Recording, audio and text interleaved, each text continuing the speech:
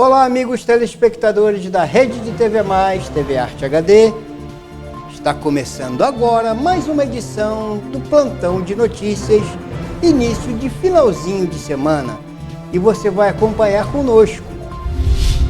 Câmara aprova urgência para projeto que equipara aborto a homicídio. Mourão pede que Milei conceda asilo político a investigados pelo 8 de janeiro.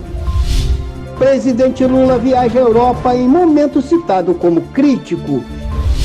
E a Polícia Federal prende suspeitos de desviar dinheiro do fundo eleitoral. Acusado de lavar dinheiro do tráfico, já atua como deputado na LERJ. Essas e outras notícias vocês acompanham agora no Plantão de Notícias.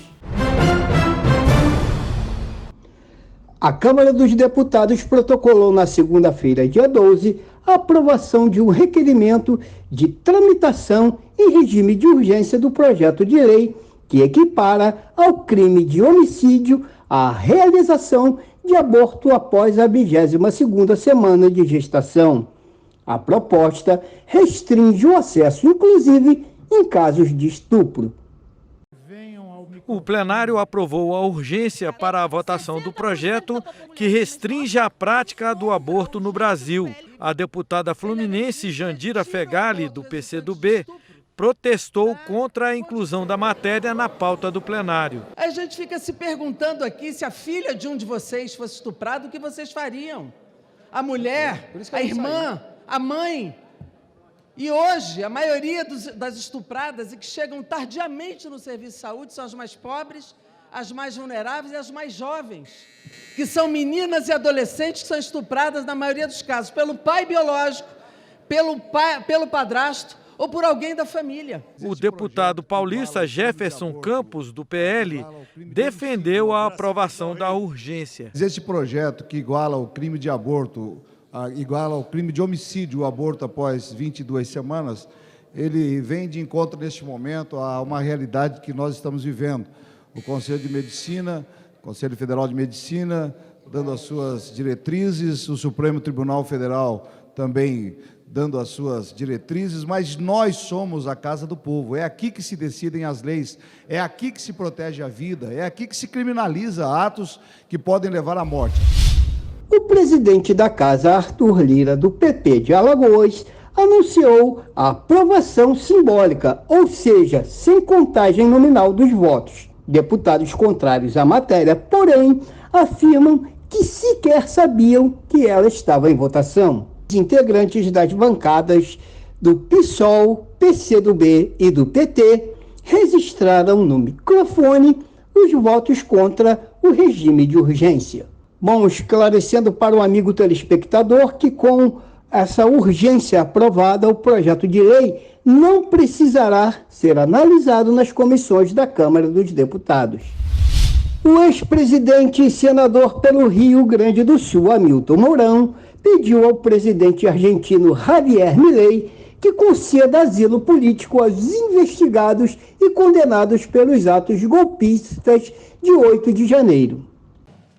Na postagem, Hamilton Mourão diz que os fugitivos seriam pessoas que não confiam mais na justiça brasileira, que a extradição é desejada pelo atual governo, mostrando claramente o viés autoritário e persecutório da esquerda, e pede para que o presidente argentino Javier Milei conceda asilo político. O porta-voz do governo da Argentina, Manuel Adorni, afirmou que a Casa Rosada deve enviar ao Brasil informações solicitadas pelo Supremo Tribunal Federal sobre os procurados e que pedidos de asilo serão analisados caso a caso, de acordo com a lei. E é, por supuesto, de maneira individual em cada caso. A Polícia Federal está preparando uma lista dos foragidos que estão na Argentina. Os nomes vão ser encaminhados ao ministro do Supremo Tribunal Federal, Alexandre de Moraes, a quem cabe determinar a extradição. A ordem é enviada ao Ministério das Relações Exteriores, que faz a comunicação oficial. De acordo com as investigações, pelo menos 180 envolvidos nos atos antidemocráticos de 8 de janeiro fugiram do país. 60 foram identificados na Argentina. Os fugitivos também podem ter entrado no Paraguai e no Uruguai. De acordo com a Polícia Federal, há 47 condenados ou pessoas com mandados de prisão em aberto na Argentina, a Polícia Federal prepara um pedido de extradição que será encaminhado ao Supremo Tribunal Federal. Nesta quinta-feira, o presidente Luiz Inácio Lula da Silva inicia uma viagem pela Europa, que inclui participação da Conferência Internacional do Trabalho na Suíça e a cúpula do G7 na Itália. A eleição ao Parlamento Europeu catapultou a extrema-direita a uma posição de força. E nos Estados Unidos, uma possível eleição de Donald Trump mudaria o cenário internacional de forma radical. Em entrevista para o Jornal da Cultura, o assessor especial da presidência para assuntos internacionais, o embaixador Celso Amorim, confirmou que Lula irá levar um discurso sobre a necessidade de que as democracias sejam protegidas. Mas admitiu que o cenário é o mais preocupante desde o final da Segunda Guerra Mundial. Na primeira etapa da viagem, em Genebra, Lula será o principal convidado da Conferência Internacional do Trabalho, na esperança de colocar a questão social no centro da agenda global. Num discurso desta quarta-feira em Genebra, da Organização Internacional do Trabalho, o ministro Luiz Marinho antecipou alguns dos temas que serão tratados. No dia seguinte, na Itália, será a vez de Lula se encontrar com as principais potências ocidentais.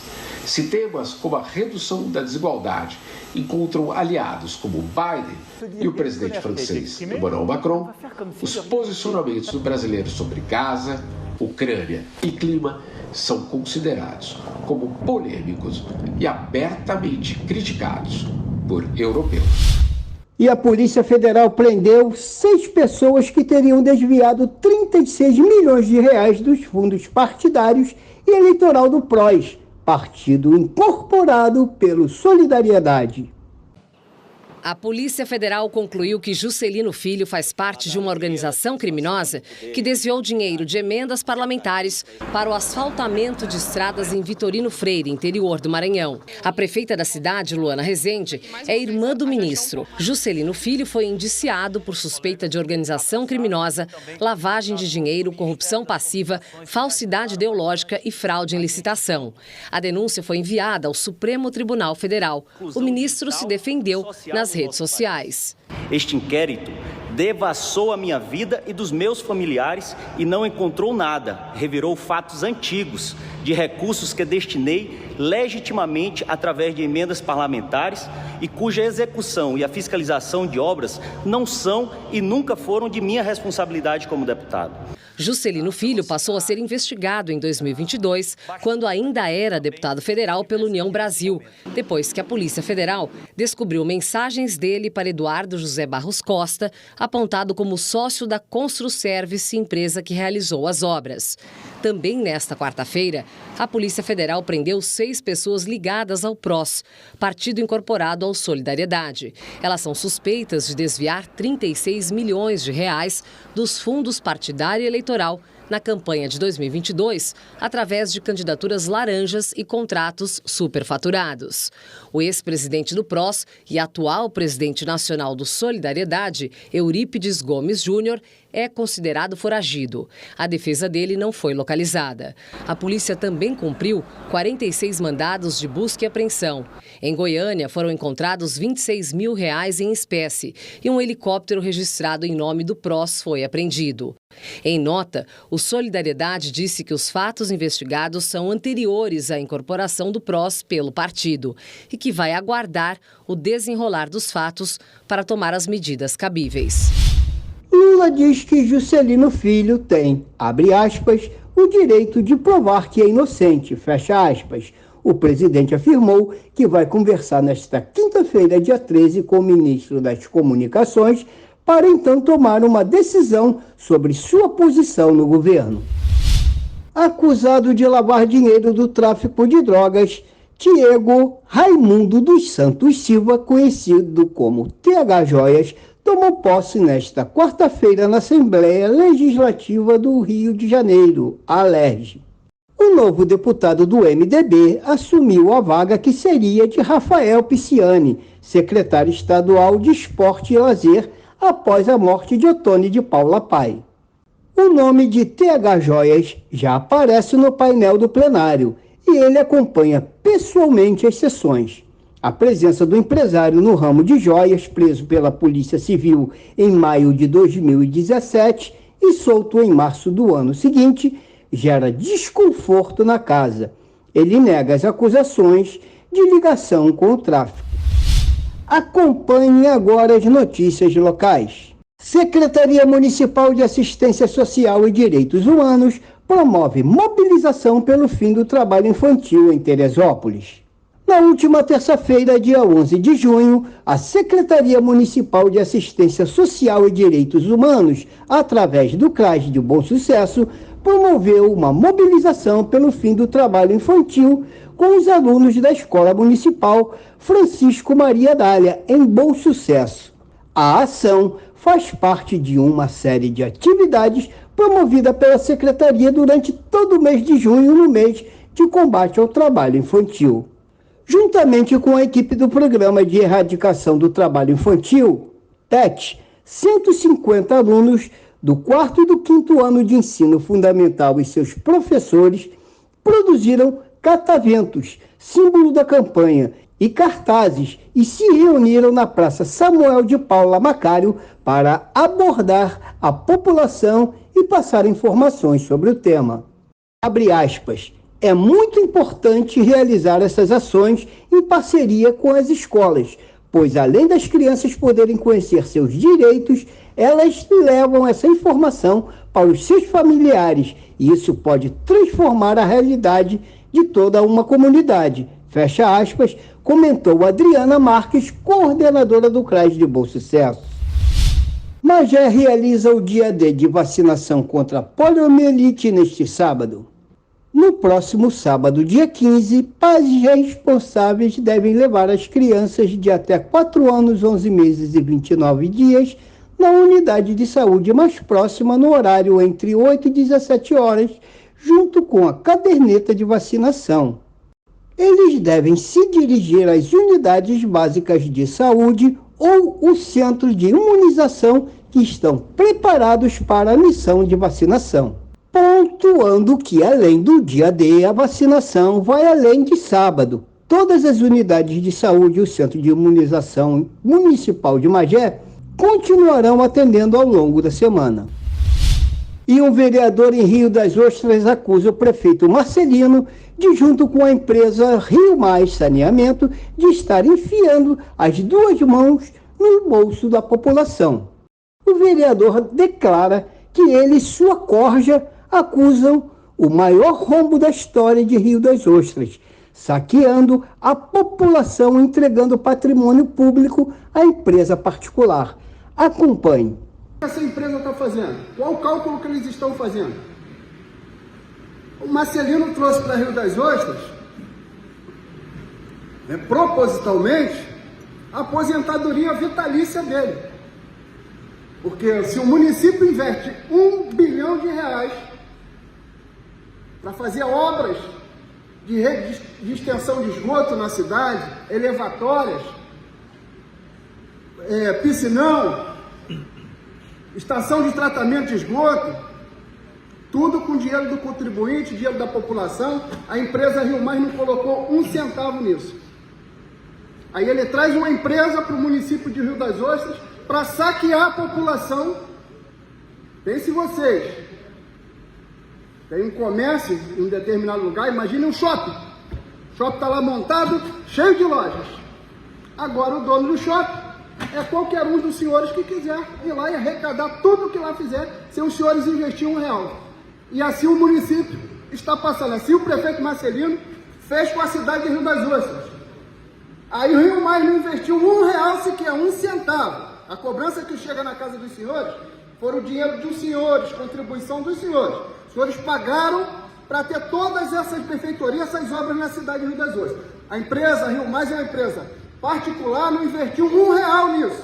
E hoje o prefeito simplesmente entrega para Rio Mais cobrar esse esgoto do contribuinte, cobrar esse esgoto da população, sem que a Rio Mais tivesse investido R$1 nisso. Marcelino trouxe a aposentadoria dele para Rio das Ostras. Esse cara vai sair bilionário da prefeitura de Rio das Ostras. E a população é obrigada a pagar. Porque o Marcelino assinou um contrato sem que tivesse passado por essa casa, sem o conhecimento dos vereadores, assinou um contrato escondido que, segundo ele, estaria participando do leilão da SEDAI, da água, e deu o esgoto para Rio Mais explorar, saquear a população. Esse é o pior rombo, é o maior rombo da história de Rio das Ostras.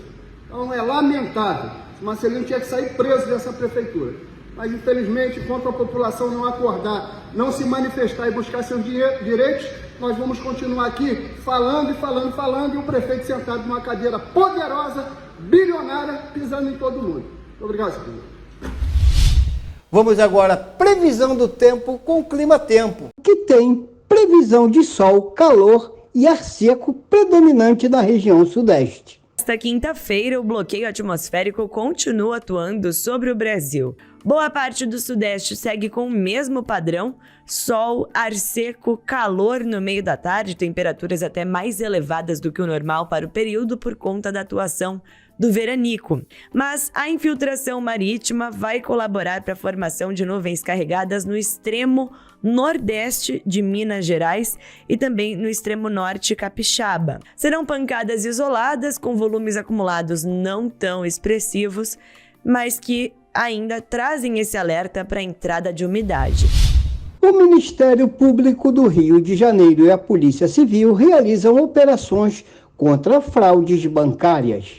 O Ministério Público Estadual e a Polícia Civil realizam uma operação para cumprir 4 mandados de prisão e 10 de busca-apreensão contra uma organização criminosa acusada de lavar dinheiro e cometer fraudes bancárias. A quadrilha teria movimentado cerca de R$500 bilhão.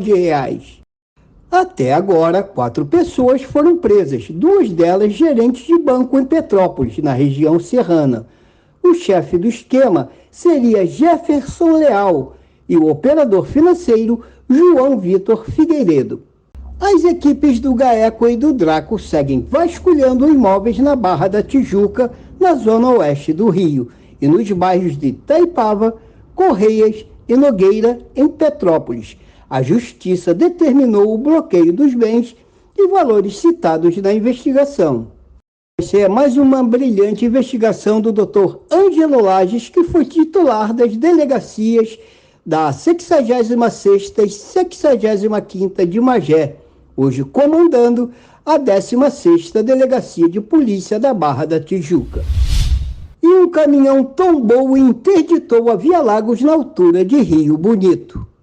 Ao menos 8 pessoas ficaram feridas em um acidente envolvendo um caminhão e 2 carros de passeio na manhã desta quinta-feira, dia 13, no quilômetro 11 da RJ 124, a Via Lagos, na altura de Rio Bonito, no sentido região dos Lagos.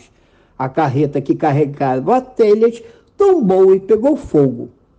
5 vítimas foram encaminhadas do local sem gravidade. Outras 3 foram encaminhadas para o Hospital Estadual dos Lagos, em Saquarema, e Roberto Chabo, em Araruama.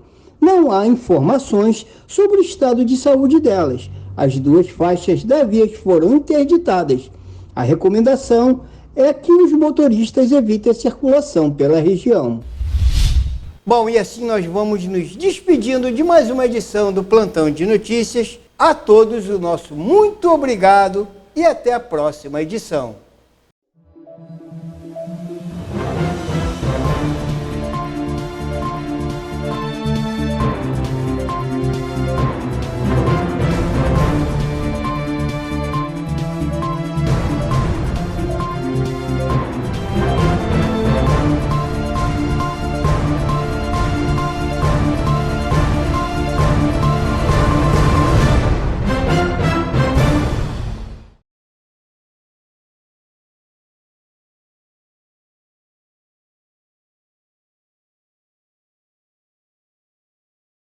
governo federal investe no Rio de Janeiro com as obras do novo PAC. Isso é bom para todo mundo. É mais desenvolvimento, com a conclusão de 61 unidades de produção de petróleo e gás natural. É mais saúde, com a nova sede do INCA. É mais educação, com 6 novos campi do Instituto Federal. Mais casa própria, com milhares de moradias do Minha Casa Minha Vida. É mais emprego, renda e qualidade de vida para o estado do Rio de Janeiro. É o governo federal, é o novo PAC. É o Brasil no rumo certo. Brasil, União e Reconstrução. Governo Federal.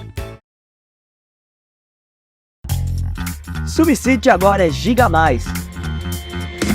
Mais qualidade. Viva a experiência Power Wi-Fi. Mais velocidade. É bom pro gamer e bom pra você. Mais proximidade. Conte com atendimento multicanais. Mais possibilidades. Curta os melhores conteúdos. SubSity agora é Giga+. Assine já e vire um cliente que tem sempre mais. Para você, lata. Para ele, casa. Para você, pneu usado. Para ele, academia. Para você, garrafa. Para ele, maternidade. O que para você é lixo, para o mosquito da dengue é um luxo. Deixe seu quintal sempre limpo e acabe com as mordomias do Aedes aegypti.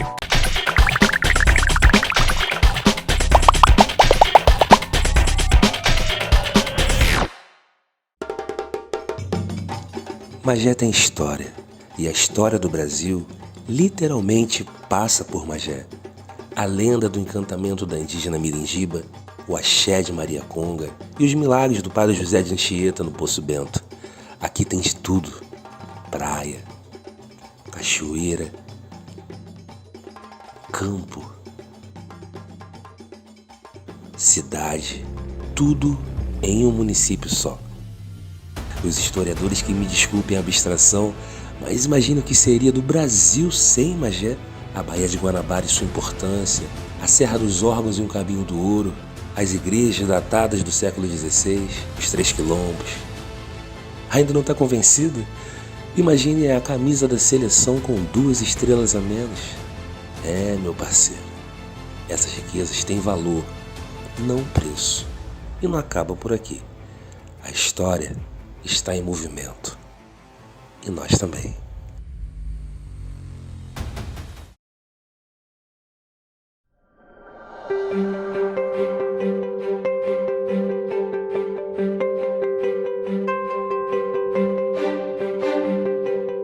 Bem-vindo a Teresópolis!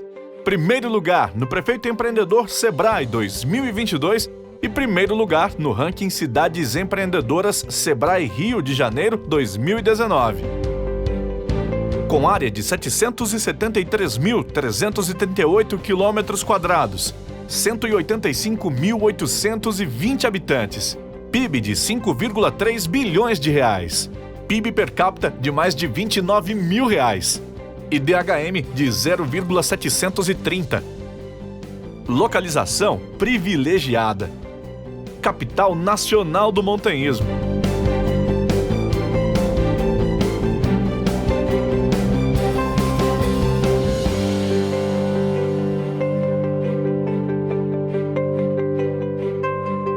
Capital nacional do lúpulo. Sede da maior empresa de tecnologia do estado. A segunda maior feira de artesanato do país. Primeiro lugar em agricultura e responsável por 90% da produção de hortaliças de todo o estado do Rio de Janeiro. Com mais de 5.000 agricultores familiares e produtores rurais. Estrutura pronta para o seu destino turístico. Calendário de eventos anuais consolidado.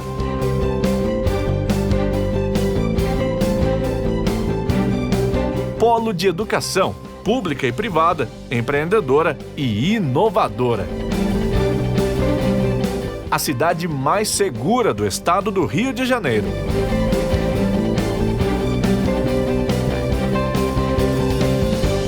Setor imobiliário em grande expansão.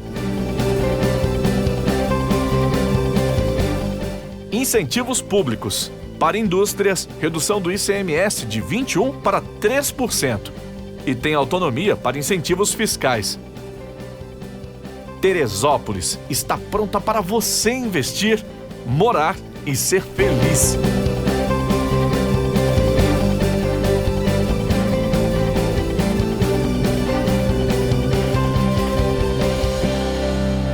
Invista em Terê, Prefeitura de Teresópolis.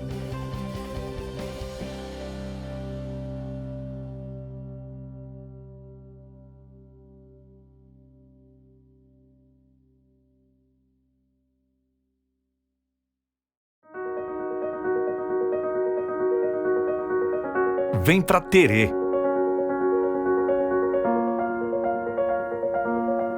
Descubra os encantos que Teresópolis reserva para você. Não importa a estação do ano, Terê está sempre pronta para você.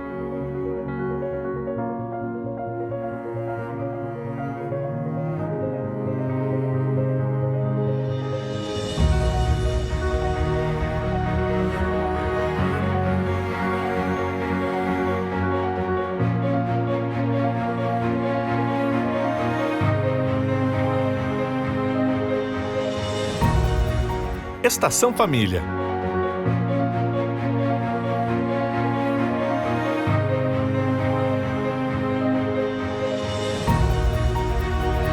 Estação Chocolate.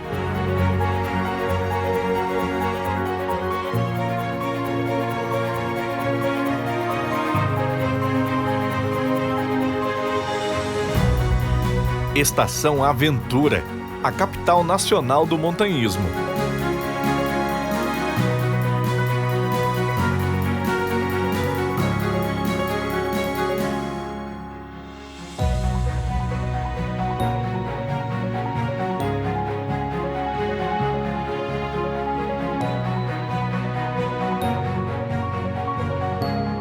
Estação Inverno.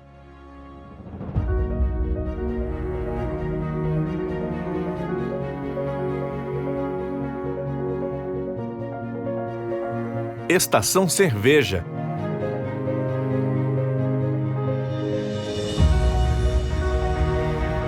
Rota cervejeira na capital nacional do lúpulo. Teresópolis, terra de luz.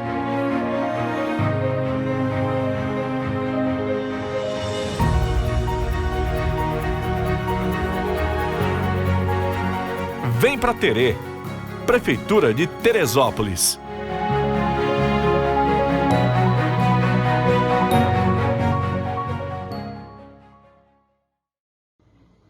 Oi, gente, tudo bom? Vim aqui dar um esclarecimento para vocês, porque tem muitos sócios, muitos simpatizantes que estão ligando para a gente preocupados do que está acontecendo com a Suípa.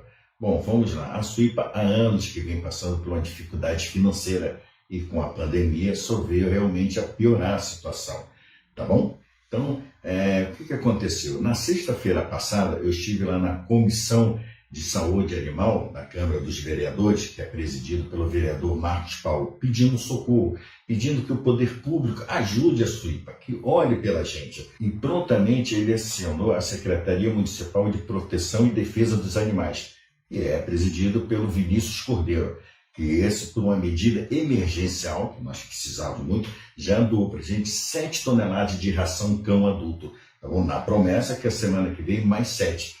Poxa, o que nós estamos precisando é exatamente isso, porque a Suípa ela faz um trabalho essencial aos animais, essencial também à população, né? Então nós precisamos de ajuda, gente. Eu preciso que me ajudem para eu poder ajudar. Tá bom? Então eu conto com vocês, conto com a sociedade, com você que é empresário, com o poder público. Por favor, olhem pela Suípa. Todo mundo que protege os animais, tá bom?